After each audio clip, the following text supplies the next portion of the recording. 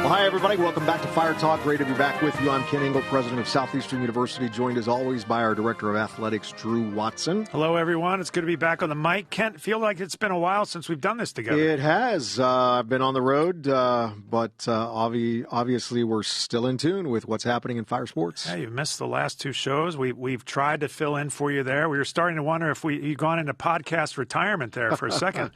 I even thought about renaming the show Fired Up with Drew Watson for a minute there. That would have been absolute trouble for the ratings, and you know that. 100%. But honestly, always miss being here and always love to talk about fire athletics, and got a lot of good things happening. Yeah, you've come back at the perfect time. We're right in the thick of championship season, crossover season. There's a lot to cover. Yeah, I mean, soccer, volleyball, fighting for championships. Cross country is nearing the postseason. Football's rolling into the final few games of the regular season.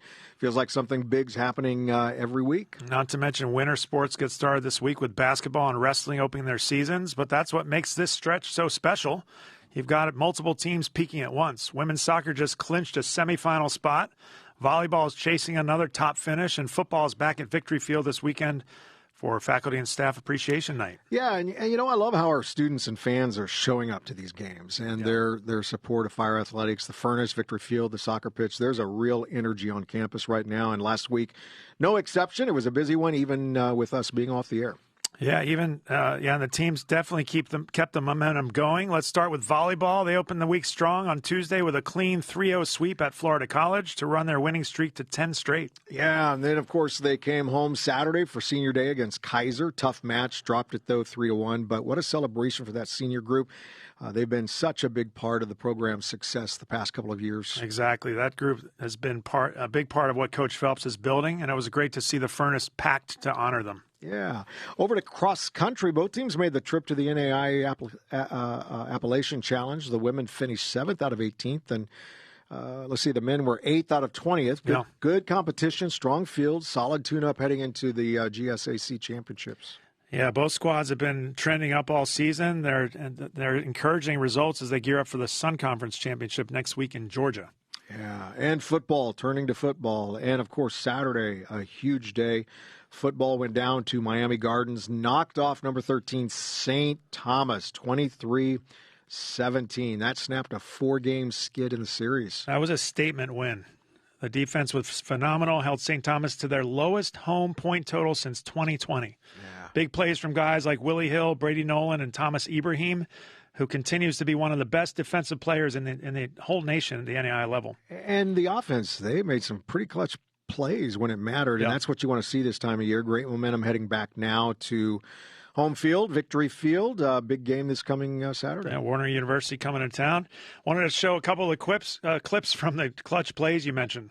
Yeah, let's take a look. So this is Camonte Grimes. We're down 10-7 at the time. Nice little pass on and out. Makes a good move and really muscles into the end zone there. Just a tremendous physical effort there. The AD's happy. You see that? Yeah. And this is 4th and 5. We're deciding to go for it. A touchdown for St. Thomas wins it. So we've got to get a first down here. Big decision here. Tough to kick a field goal into the wind. And they put it into Jaquette Giles' hands. He gets the first down, and then we kneel it out from there. Just incredible. Incredible. So soccer had a strong weekend, too. The women took care of business against Warner 4-0, their second straight shutout, and clinched a bye into the Sun Conference semifinals and set up a chance to win the program's second ever regular season conference title with a win or tie tonight at St. Thomas. Yeah, I love seeing the team peaking at right now, I mean, it's perfect. And the men wrapped up their road schedule, 3-2 win over Warner. That one clinched their spot in the Sun Conference tournament as well. Big week all around. Multiple wins across sports, postseason bursts locked in, and the fire heating up heading into November. And that's the way you want to roll into a championship season. You want confidence. You want to be balanced. You want to be playing your best. Great week for Fire Nation. And another one gets started tonight. Yeah, we got a packed stretch ahead, starting with a full slate this evening. It's one of those nights where you almost need to be in 3 places at once if you're a Fire fan. That's right, a triple header Wednesday for Fire Nation. Volleyball back home in the Furnace, 7 p.m. against Weber International. It's their last match in Lakeland before heading on the road next week for 2 more contests to close out the schedule before postseason play begins. Yeah, and that match tonight will be a good tune-up for the final road swing. Also at 7 p.m., men's soccer takes the field here on campus for their regular season finale. And it's senior night at the SU soccer field. And they have 13 of them this year. Wow. Always a special night as we honor the seniors who have poured so much into the program. Big implications, too, with Sun Conference tournament seeding still in play. Yeah, and that team has battled hard all year. They've definitely punched their ticket to the postseason. It'd be great to send those seniors off with a win at home.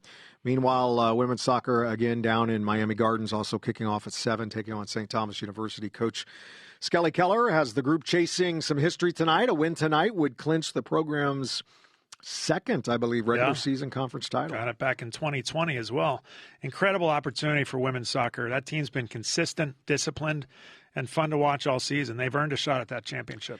And then Friday night, the focus shifts to the Furnace again, and men's basketball tips off the 25-26 season. Halloween night, 7 p.m., taking on Thomas University out of Georgia. Great way to start year 2 under Coach Hudson Welty. I'm excited to see that team back on the floor. They had a strong finish to last season, playing for the Sun Conference Championship. There's a lot of talent and depth in this year's roster. Should be a fun opener. Looking forward to seeing the hoops Friday. And Saturday is full of fire action as well. It starts women's basketball, hosting Faulkner University at noon in the Furnace, their first game of the season. Mm-hmm. And then football returns home under the lights, 7 p.m. at Victory Field against Warner University for Faculty Staff Appreciation Night. And I believe it's going to be really good football weather. Yeah, it's supposed to be cooler this weekend. Yeah, I hope we crank out the hot chocolate. We will take a look at that and the weather forecast, but it is supposed to be really nice. A great night of football on tap. That's our first home football game since October 11th, so I know fans are ready to get back in the stands. Always a fun atmosphere for that one. Inter-conference and inter-county rivalry. And while that's all happening there, wrestling officially opens its season on the road at the Patriot Open in Corbin, Kentucky, the first competition of the new year for Coach Patrick's squad. Yeah, and then on Sunday, they'll keep the momentum rolling at the Southeast Open in Virginia. Back-to-back days to kick off the 25-26 campaign. A busy but exciting start for that group. I went out and caught the red and black. Yes. And it was great. We got some great people. Yeah, such a great idea to start the season that way and get the home fans juiced up for that. So from soccer and volleyball tonight to basketball, football, and wrestling over the weekend, it's a loaded week for Fire Athletics. If you're in Lakeland, get out to Victory Field or the Furnace. And if you're traveling or can't make it, follow along with live coverage and updates at sufire.com. So a lot of great opportunities to get out and support our teams this week, whether it's tonight's triple header, the basketball openers, or Saturday night at Victory Field. Yeah, Fire Nation's got plenty to cheer for. And speaking of supporters, none of this would be possible without the incredible partners who help make Fire Athletics go. That's right. Today's episode of Fire Talks is brought to you by Regal Automotive Group, your source for all things automotive in the Lakeland and Winter Haven area. Regal's a full-service dealer group offering a wide range of top-quality brands backed by outstanding customer service.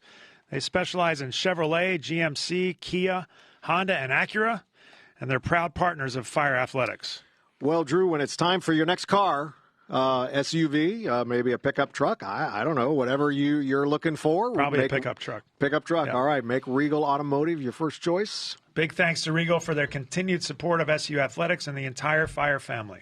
Yeah, we're really excited about what's ahead this week, especially with basketball season tipping off on Friday night in the Furnace. Should I dare say that's one of my favorite sports? Anyway, we're excited. Yeah, we're excited about that this week, especially with basketball season tipping off on Friday night in the Furnace. Finally, here opening night of the 2025-26 season, and joining us now to talk about our two guys who've been putting in the work all off season: SU men's basketball coach Hudson Welty and forward Nathan Mikkelson. Welcome, guys. Thanks for having us. Yeah. Coach Nathan, thanks for taking time to come out as you begin this long season. It's going to be a great season together. Yeah, absolutely. Mm-hmm. Okay, it's been a busy week getting ready for tip-off. Yep. All right, so we appreciate you carving out some time to join us. And what better way to start at home than on Halloween night in the Furnace? You going to be dressed up on the sideline? No, I won't be. I'm ready to coach. Yeah, good. It should be a great atmosphere to kick off the new season. Yeah, for sure. We're excited. It's been a long off season here, recruiting and getting our guys better, but we're ready to go. Good. A great group of kids. Good. Yeah, looking forward to it. Let's start, Coach, with you. You've had a really interesting path through college basketball when you look in the past, from your playing days to, you've had some coaching stops at several incredible NAIA programs before coming here at SCU. How did that journey prepare you for your role in leading the Fire? Yeah, I think I worked for some Hall of Fame coaches and even played for one too. So just learning how to manage people and coach people first, and then obviously build a championship level culture, and understanding that it takes time for that too, right? To get the right people on board to be able to build what you want to build. And so that's what I learned probably the most from those guys, and obviously take X's and O's things from each. But the overarching theme there was coaching people and doing it in a Christ-like manner. Yeah, that's great. So you came in last year, set a great tone, had the team competing hard every night. When you look back at your first season as head coach, what did you take away from that experience? Maybe something you didn't expect?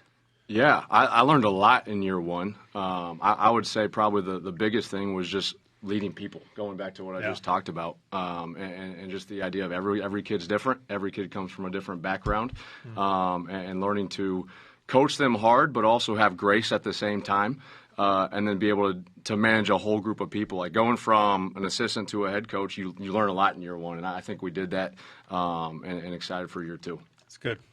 Nathan, let's bring you into the conversation. You're getting ready to start your fifth season with the SCU basketball program, right? Yeah, that's right. That's pretty rare in today's college basketball landscape. A lot of players tend to want to move around, transfer, but you've chosen to stay here at SCU and be consistent. What are some of the factors that have kept you here? The most important factor was definitely my relationship with God.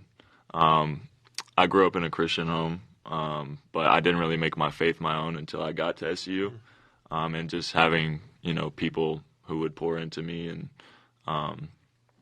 treat me with Christ-like character, really helped me build my faith and make it into my own. Also, I met my girlfriend here. That was a big factor. Building relationships with friends and things like that. And also just knowing, this is a winning program. Yeah. And just being able to compete in practices against really good players, and just get better as a player. Well, anytime someone sticks around for as long as you have, it's refreshing to hear, especially in today's world of college sports. It says a lot about your loyalty and connection to this program. We talk all the time about how SCU is more than just one thing.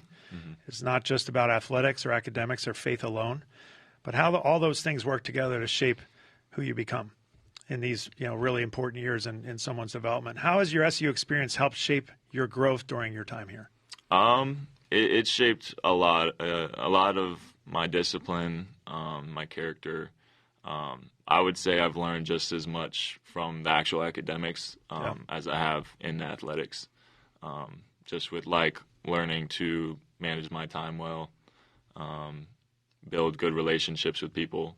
Obviously, having a team is it's very, very important to me, and it helped me build a lot of relationships that I'm going to carry on past college. Yeah, and it's been fun for me and the president to watch you. A couple years ago, you didn't play. Yeah. You didn't play at all. Nobody likes to have those seasons, but you didn't give up. You didn't quit. You didn't cause a big problem. You just decided to work hard, and coach comes in here, and all of a sudden you're starting and one of the better players on the team. So it's incredibly encouraging to watch that journey in you. So thanks for being mature about that and having a great perspective that's more than just about you. Yes, sir. And being part of this program for 5 years. Yeah, we're grateful that you're here and grateful you're on the team. And let's talk about this year's team. What can we expect when we see that team take the floor Friday night? Yeah, I think more than anything, we're going to play really hard. And we talk a lot about our culture and getting the right guys on the bus. And we have a great group of guys who love each other. They compete hard every single day. And so now we get to take it out on somebody else, which is good. So hopefully it comes out in how hard we play defensively, the pace we play at offensively. It should be a really fun brand of basketball to watch. Yeah, and of course, the goal is to win. And, but what are some other long-term goals you might have? Yeah, I think more than anything, just continue to build the culture. Yeah. And it obviously starts with our people. And as we get the right people, and I believe we do, then I think the wins will follow. But we want guys who want to be about living last, putting God first, others second, and themselves last. Yeah. And it's cool how that comes to play on the court too, as you build a team. That's great. We could probably do a whole show on what it takes to build healthy culture. And it's hard work getting the right people in the room. There's podcast series about it. Yeah. Yes, there is. Yeah, absolutely is. So similar question for you, Nate. What are your goals for the season? How would you describe this year's culture on the team? I would say most important goal for this season would be to win the conference championship and then go compete in the national tournament. And I would say the culture this year is definitely connected. I've been on like 5 different teams. There's been a little bit of everything. There's been teams that aren't as connected, but this year I would say we have a very connected team. We all care about each other. We all laugh with each other. That's good. So it's just exciting to see how that's going to play out on the court. It really helps you when adversity hits, because it's going to hit, and you much rather do that with guys you really enjoy being by your side. It's great. Yeah. Before we wrap up, just want to ask you both about something that really ties everything together here in our community. It informs our mission every year, and that's our word of the year. And the word of the year, of course, is unleash this year. So what does that word mean for both of you?